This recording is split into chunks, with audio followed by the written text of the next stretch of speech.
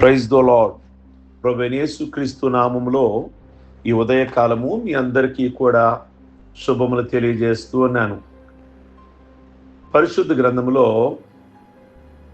2వ రాజుల గ్రంథము 12వ అధ్యాయము 2వ వచనము.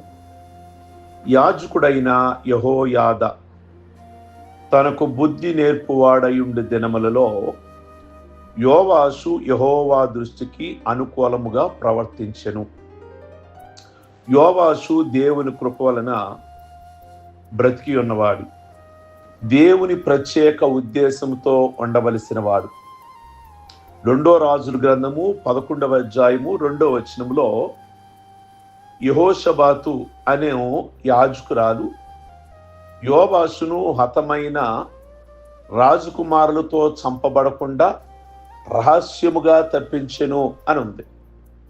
నిజానికి ఈ యోవాషు అనే వ్యక్తి వాళ్ళ నాయనమ్మ చేతిలో పడకుండా వారి నాయనమ్మ అతల్య చాలా మందిని ఆవిడ తన మనవళ్ళని చంపేస్తుంది. అతల్య చేతి వలన అతడు చనిపోయి ఉండవలసింది కానీ అతడు తప్పించబడిను.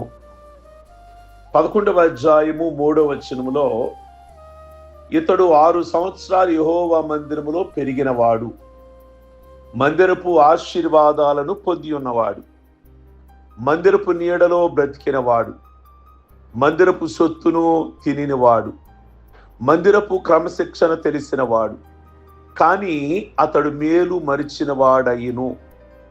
ప్రియ దేవుని బిడ్డలారా, ఇది నిజంగా విచారపడవలసినటువంటి విషయము.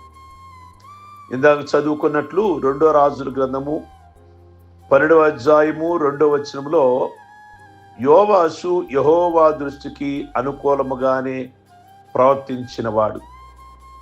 ఎంతకాలము? యెహోయాదా అను యాజకుడు అతనికి బుద్ధి నేర్పువాడయుండు దినములలో అనుంది. కనుక ప్రియ దేవుని బిడ్డలారా, దేవునికి యాజకుడు అతనికి బుద్ధి నేర్పువాడై ఉండుట వలన అతడు అనుకూలమైన ప్రవర్తన కలిగి ఉండెను.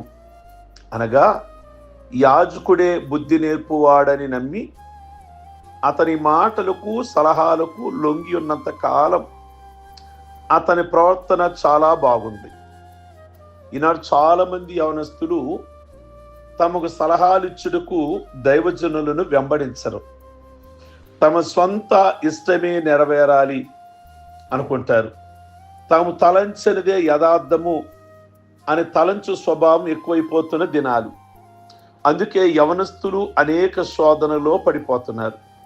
దానికి కారణం స్వంత ఆలోచనలే. యోవాషు మాత్రము, ప్రియ దేవుని బిడలారా, మరి నిజంగా ఆ యాజకుడున్నంత కాలము కూడా, యెహోయాదా ఉన్నంత కాలము చాలా తన క్రమాలు చాలా బాగున్నట్లుగా మనం అక్కడ చూస్తాము. ఈరోజు చాలా మంది యవనస్తులు ఎందుకు తొట్టెళ్ళిపోతున్నారు అంటే వారికి ఆలోచించేవారు లేక. అంటే సమాజంలో పెద్దలు ఆలోచన చెప్పేవాళ్ళు లేరంటున్నారు. వీళ్ళు అడగడానికి ఇష్టపడక, వాళ్ళు చెప్పింది అనుసరించడానికి ఇష్టపడక చాలా మంది శోధనలో పడడం, అనుభవాలు లేకుండా మరి ఏదో చేసి ఇరకాటాలలో పెట్టడం. ప్రియ దేవుని బిడ్డలారా, యవన కాలమందు తొట్టెలితే దాని ప్రభావం జీవితమంతా ఉంటుందని గమనించండి. కనుక యవనస్తులు మంచి భక్తి కలిగిన దైవ సేవకులు వెంట పరిచర్య చేసేవారుగా ఉండాలి. ఈ విధమైన పద్ధతి పూర్వ దినాలలో ఉండేది.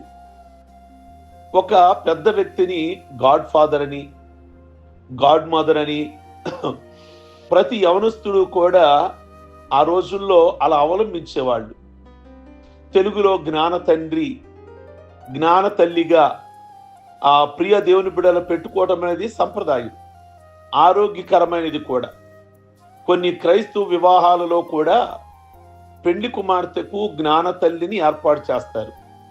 అనగా వారి కొత్త పెండ్లి కుమార్తెకు అన్ని విషయాలు కూడా క్షుణ్ణంగా వివరంగా తెలియజేస్తూ ఉంటారు. అదే రీతి ప్రతి దేవుని బిడకు ఒక ఆత్మీయ సలహాదారుడు ఉండాలి.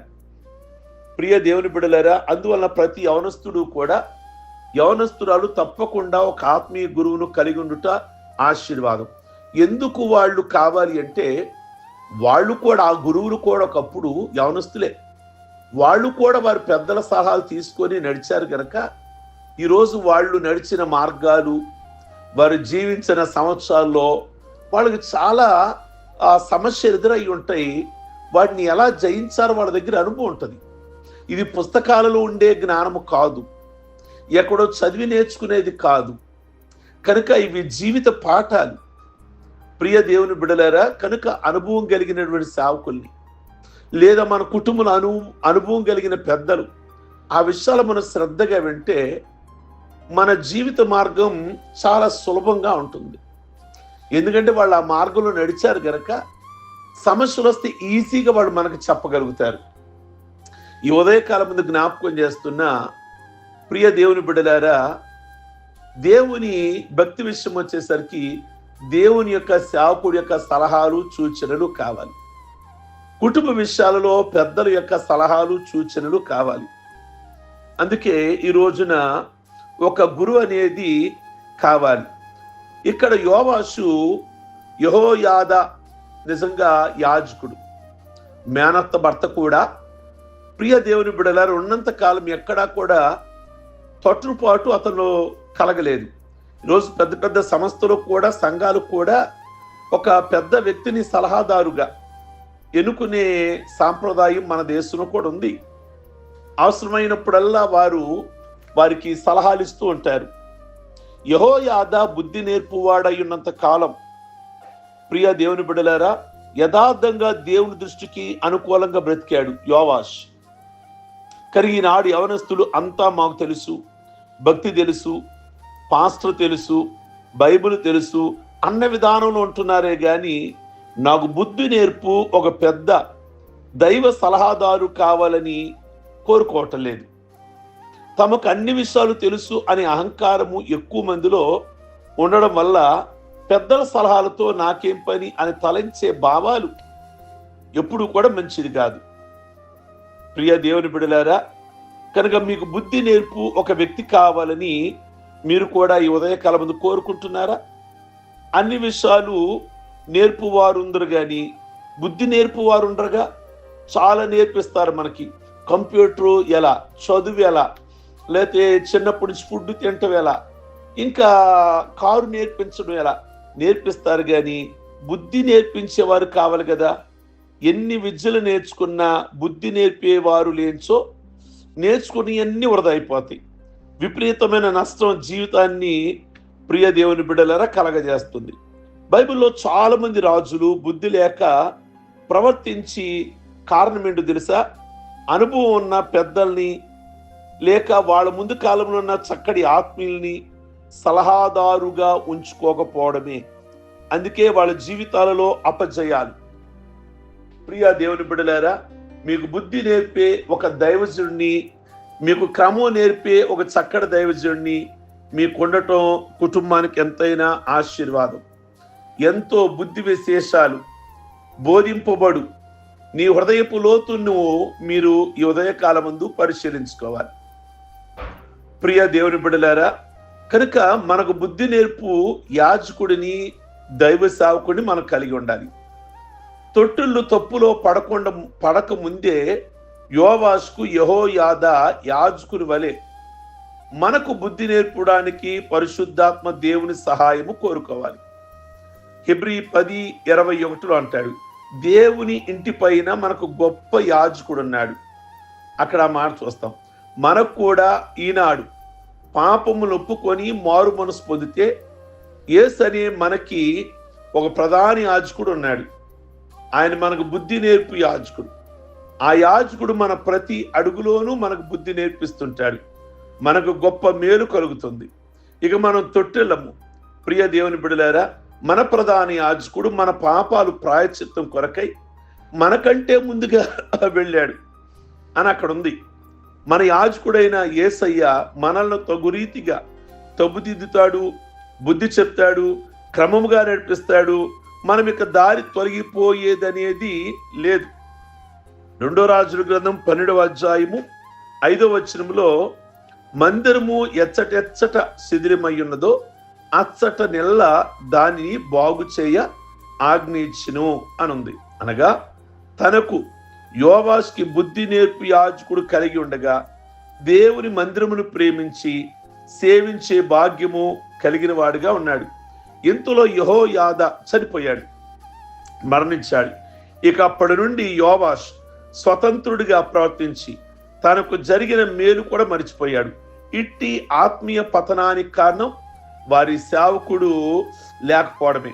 ఉన్నంత కాలం బుద్ధి నేర్పించాడు గనక ప్రియ దేవుని బిడ్డలారా మంచి బుద్ధిగా జీవించాడు. నిజంగా ఈరోజు ఒక సేవకుడిని కానీ చాలా మందికి ఇబ్బంది. ఎప్పుడు ఇది తప్పు, ఇలా చెయ్యి, అలా చెయ్యి అని మాట్లాడుతుంటాడు అని ఇబ్బంది పడతారు. కానీ అది ఆశీర్వాదం. నీకు మంచి మార్గం నడిపించేవాడు నేను గద్దించిన ఇబ్బంది ఏమి లేదు. అది నీకు నీ కుటుంబానికి ఆశీర్వాదం. పర్వాలేదులే అని వదిలేస్తాడు అనుకోండి, అది నీ ఆత్మీయ జీవితానికే కాదు, నీ కుటుంబానికి కూడా నష్టం. ప్రియ దేవుని బిడ్డలారా, కనుక యోవాష్ బ్రహ్మాండమైన భక్తి చేశాడు. ఎప్పుడు వారి దైవజనుడు ఉన్నంత కాలం, బుద్ధి చెప్పినంత కాలం, గద్దించినంత కాలం. ఎప్పుడైతే ఆయన లేడో ఇక స్వేచ్ఛ బ్రతికైపోయింది. నన్ను అడిగేవాళ్ళు ఎవరో కూడా లేరు. మందిరానికి రాకపోతే అడిగేవాళ్ళు లేరు. రక్షణ పొందపోతే అడిగేవాళ్ళు లేరు. దేవుని భాగం ఇయ్యకపోతే అడిగేవారు లేరు. ఇక స్వేచ్ఛ వచ్చేసింది అనుకున్నాడు, భ్రష్టుడైపోయాడు, నష్టపోతున్నాడు. ఈరోజు నిన్ను అడిగేవారు కావాలని కోరుకోవాలి. నిన్ను నిలదీసేవారు ఉండుట నీకు శ్రేయస్కరం. ప్రియ దేవుని బిడ్డలారా, ప్రార్థించుకుందాం. సర్వశక్తి కలిగిన తండ్రి, ఈ ఉదయకాలమందు యోవాష్ గురించి మీరు మాతో మాట్లాడినందుకై వందనాలు, స్తోత్రాలు.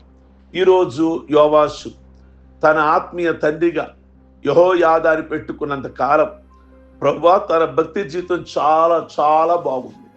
ఎప్పుడైతే వాళ్ళ ఆత్మీయ నాయకుడు లేడో వాళ్ళ ఆత్మీయ జీవితంలో దిగజారిపోయారు.